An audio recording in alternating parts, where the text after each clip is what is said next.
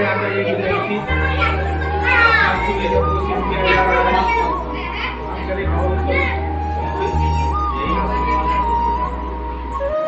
ये मेरे सर एक कैमोडियल है जिसने कुछ अलग अंदाज में पढ़ाई करते थे और पढ़ाते थे और इतना अच्छा लगता था कि कहने वाली बात है। और इसी का जो एक मेमोरी है जो हम लोग स्टेज पे चढ़ते हैं और उसे अच्छी तरह से बयान करते हैं पब्लिक के बीच में। ये सर मेरे मुन्ना सर। और हाल फिलहाल एक शूट हुआ है अपना हल्का स्टोरी और बिहार पूर्णिया डिस्ट्रिक्ट पड़ता है और काफ़ी वहाँ पे ऑडियंस का प्यार मिला है।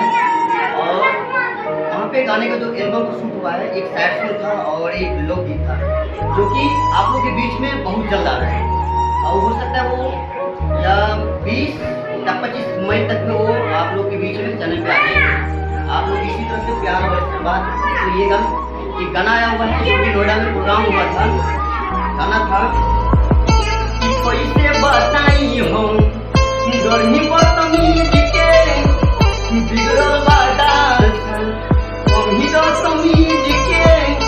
अरे चैत के दिन गरम हो जाता मशीन कि तोनी डालिए राजा कि तोनी डालिए राजा ठंडा करे वाला पीन।